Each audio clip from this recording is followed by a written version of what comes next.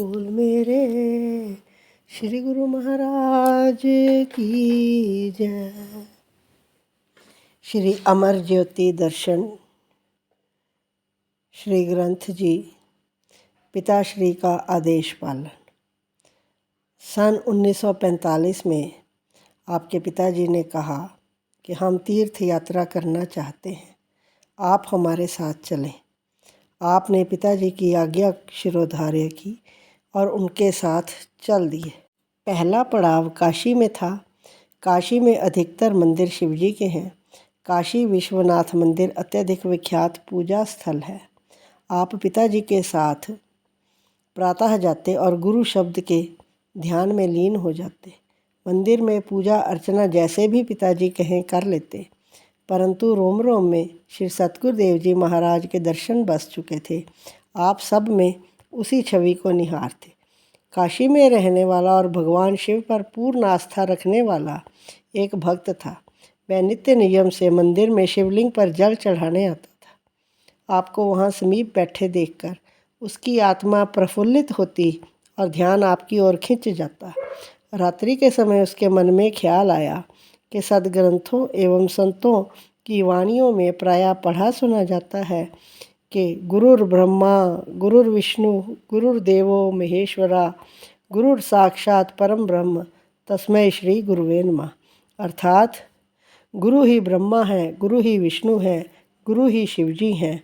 गुरु साक्षात परमात्मा का स्वरूप है। गुरु के बिना मनुष्य अधूरा है। जब कोई भी देव गुरु रूप है, वे भी परमात्मा के रूप हैं, तो फिर गुरु की आवश्यकता क्यों है? आज तक मैंने न पढ़ा है न सुना है कि गुरु संत भी कभी शिव बनते हैं या उस रूप को धारण करते हैं। इन्हीं विचारों में उसे नींद आ गई। कहते हैं कि जब पूर्व पुण्य जागृत होते हैं तो संतों से मिलाप होता है और सतगुरु की प्राप्ति होती है। वह शिव भक्त नित्य की भांति लोटे में जल लेकर मंदिर में गया। आंखें मूंद कर शिवलिंग पर जल चढ़ाते हुए ओम नमः शिवाय ओम नमः शिवाय कहने लगा। उस समय उसने ध्यान में देखा कि आप सामने बैठे मुस्कुरा रहे थे और वह शिवलिंग पर ही जल चढ़ा रहा है। उसने पुनः आंखें मूंदी और ओम नमः शिवाय कहते हुए पुनः शिवलिंग पर जल चढ़ाया। उसे ध्यान में वह अलौकिक दृश्य फिर से दृष्टिगोचर होने लगा। उसने आंखें खोली और आप में शिव स्वरूप के दर्शन पाए। उस व्यक्ति ने आपके चरण पकड़ लिए और आपको अपने घर में भोजन करने की विनय की। आप उसके घर गए। उसने विनय की कि क्या आप इस वेश में अभी घर का ही पहनावा था? आप अभी इस वेश में गुरु हैं या गुरु बनेंगे? आपने उत्तर दिया, आपकी हार्दिक सच्ची भावना, श्रद्धा, विश्वास और पूर्व पुण्यों से श्री आनंदपुर निवासी सतगुरु ने ये संयोग बनाया है। मेरे सतगुरु को जिस रूप में चाहोगे उसी रूप में पाओगे। वह भक्त कहने लगा, महाराज, जो कुछ मैंने स्पष्ट देखा उसे कैसे भुला सकता हूँ। अब आप मुझे नाम दीक्षा दीजिए। उस समय आस पड़ोस के कुछ संबंधी उनके घर एकत्रित थे। सबके मन में ये भावना उत्पन्न हुई कि इनसे सत्संग कराया जाए और कुछ दिन यहाँ ठहरने का आग्रह किया जाए। उनमें से 2-3 घरों में श्री आनंदपुर से महात्मा जन सत्संग के लिए कभी कभी आते थे। उन्होंने अपना परिचय दिया तो आपने फरमाया, बस काम बना बनाया है। जब महात्मा जी इनके घर आए तो सभी नाम दीक्षा उनसे ले लेना। आज से सबका संबंध श्री आनंदपुर से जुड़ गया। समय पाकर ये फलेगा फूलेगा। श्री आनंदपुर में आना, श्री सतगुरु के दर्शन से जीवन कृतार्थ हो जाएगा। काशी में आप 6 दिन रहे, सबसे निर्लिप्त एवं रहस्यमयी अनोखे ढंग से। दोपहर के समय आप काफ़ी दूर एकांत में चले जाते, जहाँ एक मूर्तिकार संगमरमर से श्री कृष्ण जी की मूर्ति तराश रहा था। अपने ध्यान में लीन आप कभी नयन मूंद लेते तो कभी खोल कर उस पर दृष्टि डालते। मूर्तिकार भी आपकी मनोहारी दिव्य छवि से अभिभूत हुआ कभी आपकी ओर निहारता तो कभी मूर्ति बनाने में जुट जाता। अद्भुत अद्भुत, ये कोई देवी शक्ति प्रतीत होते हैं। इस कृष्ण मूर्ति में अपने आप सौंदर्य निखरता जा रहा है। जो काम 2 मास में भी पूर्ण ना हो पाता, वह इनके 3 घंटे की समीपता में पूर्ण हो गया। आप पुनः वहाँ से उठकर चले जाते। इस प्रकार 2 दिन बीते। तीसरे दिन आपको 1 घंटा ही हुआ था कि पिताजी पीछे से आपको ढूंढते हुए वहाँ आ पहुँचे और आपको देखकर कहने लगे, अरे तुम्हें दिन दोपहर को भी आराम नहीं, चलो मेरे साथ धर्मशाला में आराम करो। मूर्तिकार मन ही मन मुस्कुराया, एकदम आपकी ओर निहारते हुए विनय की, महाराज आप थोड़े समय के लिए विराजमान रहें, अपने इस काम को अधूरा छोड़कर मत जाना और ना जा सकते हो। आप मौन रहे और पिताजी गुनगुनाते हुए लौट गए।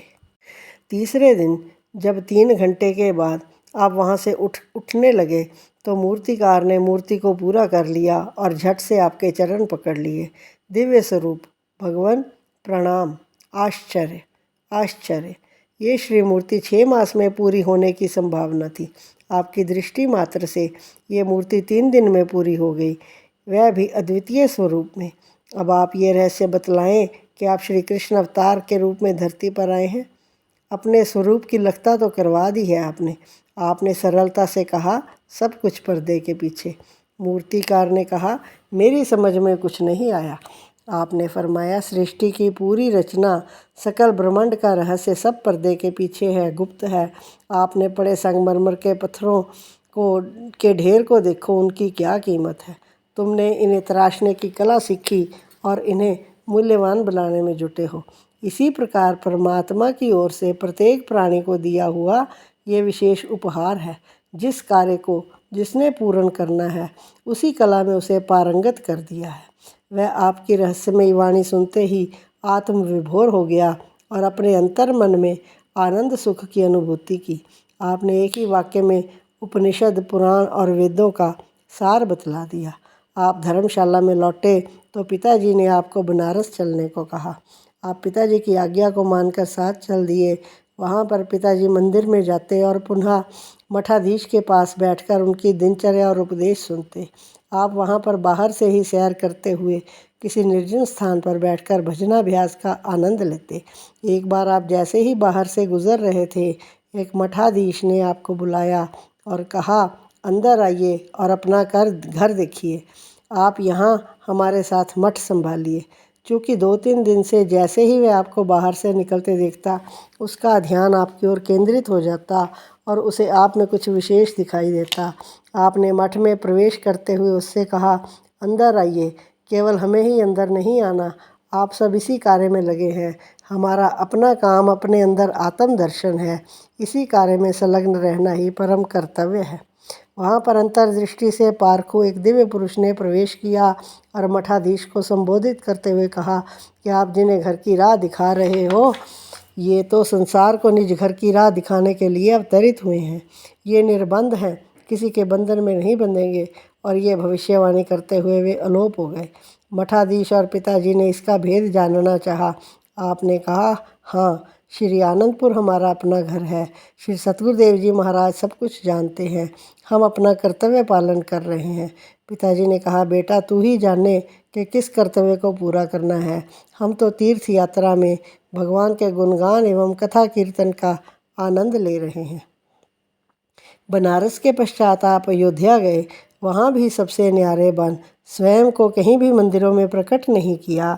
आपको सत्संग उपदेश देना या कहीं उपदेशकों के समीप जाना अधिक नहीं सुहाता था। जहाँ कहीं रामायण कथा अथवा सत्संग प्रसंग चल रहे हों, वहाँ कुछ समय बैठ जाते। इस प्रकार कहीं 5 दिन तो कहीं 7 दिन साथ निभाते रहे। एक दिन प्रातः आप सरयू के तट पर सैर कर रहे थे। एक बुजुर्ग ब्राह्मण लाठी के सहारे चलता हुआ आपके पास पहुंचा, चरणों पर मस्तक धरा और विनय की, वाह राम जी, रूप तो अपना प्रकट कर अंतर मन को हर्षा दिया, परंतु धनुष बाण लक्ष्मण और सीता जी को कहाँ छोड़ आए, अकेले ही सैर कर रहे हैं। आपने फरमाया, ब्राह्मण देव, केवल आपके लिए ही हमें तीर्थ यात्रा पर आना पड़ा है। याद करो। उसके मस्तक पर हाथ रखा। आपकी विनय पर हमने आपसे वायदा किया था कि आप कलयुग में दर्शन पाकर निर्वाण पद प्राप्त करोगे। सो अब घर में जाकर इसकी चर्चा मत करना। भगवान किसी न किसी रूप में हर युग में प्रकट होते हैं। भक्तों और प्रेमियों के साथ उनकी भावना अनुरूप लीला करते हैं। वह ब्राह्मण आत्म विभोर हो गया और इस दिव्य स्वरूप को हृदय में अंकित कर तीसरे दान परम धाम सिधार गया, जहाँ योगी ऋषि मुनि पहुँचने के लिए लालायित रहते हैं। इसके पश्चात आप अभी लखनऊ पहुँचे ही थे कि आपने पिताजी से कहा, हमारा दिल इन तीर्थों से भर गया है। अब हमारा श्री आनंदपुर जाने का मन है। आगे गया आदि कहीं भी जाने का मन नहीं है। अनमने मन से समय बिताना समय व्यर्थ करना है। आगे की यात्रा फिर कभी कर लेना। अब शीघ्र ही घर लौट चलो। श्री आनंदपुर की सेवा और श्री सतगुरुदेव जी महाराज जी के शिर दर्शन की तड़प आपको विहवल बनाए रखती थी। आप पिताजी को साथ लेकर लखनऊ से सीधा कलकत्ता में बड़े भाई साहब के पास आए। आपने उनसे पूछा कि यहाँ कोई पास में श्री आनंदपुर का सत्संग आश्रम है। हमें सत्संग के बिना कुछ नहीं सुहाता। ऐसा लगता है मानो हमें किसी निजी पूंजी से वंचित कर दिया गया है। अतः अब हम कुछ समय श्री आनंदपुर में जाकर श्री दर्शन और सेवा का लाभ प्राप्त करेंगे। आप श्री आनंदपुर से श्री दर्शन करके मियाँ मीरपुर लाहौर छावनी में लौट आए। अब आप स्वतंत्र होकर जब दिल चाहता गंधोवाल चले जाते। श्री आनंदपुर में अधिक समय श्री सेवा में लगाना अपना नियम बन गया था। श्री दर्शन की चाह आपको हर समय दीवाना बनाए रखती। बोलो जयकारा बोल मेरे श्री गुरु महाराज की जय।